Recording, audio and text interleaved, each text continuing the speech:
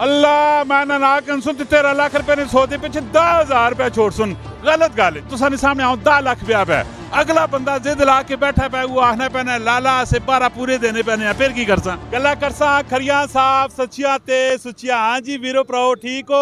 आजी बाजी हो घर बस सब खैर खरीदे पाकिस्तान ना सारा तो बड़ा एतवार बाजार लगना है कितने लगना है मेन जीटी रोड टैक्स लेने होते माशाल्लाह जी खरीदार भी बेताशा आने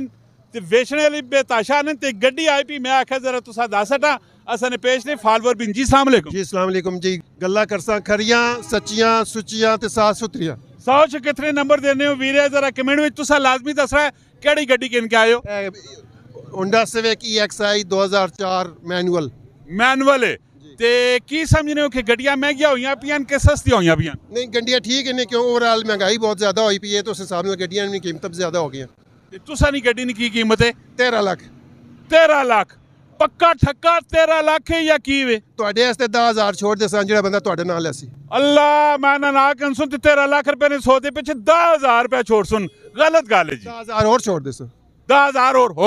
और उस 10000 उस बच्चे वास्ते 10,000 उस बच्चे मारो और बस खत्म हो गई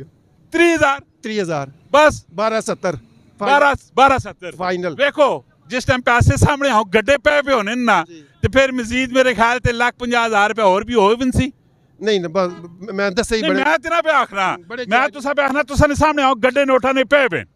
ऐ समझो कि तुसा ने सामने आओ 10 लाख पिया पे अगला बंदा जिद ला के बैठा पे वो आखना पैना लाला से 12 पूरे देने पैने हैं फिर की करसा फिर अक्सर जी 10000 और ना रख रहा यार 10,000 और आ गया 3 तो 40 हो गया 40 हो गया कदी वो आखना दा नहीं 11 लाख रुपया मैं रखा हुआ टोटल 12 लाख नहीं दो फिर उस अक्सर 12 लाख ली और ढूंढी आखिरन बस इतनी तुकड़ी आंड होगी माशाल्लाह जी गड्डी भी तुसी उत्ते स्क्रीन ने उत्ते पे वेख रहे हो अगर गड्डी कोई बंदे पसंद आने पैनी तुसी अपनी जिम्मेदारी और श्योरिटी उत्ते राबता करके नो क्योंकि मैं गड्डियां ना काम ना करना ना तो मेरे नाल राबता करने की जरूरत भी कोई भी नहीं है नंबर की सिर्फ आए ने मेरे वास्ते ते मेरे नाल वीडियो बनाने वास्ते तुसा नंबर की जो राबता करन 0335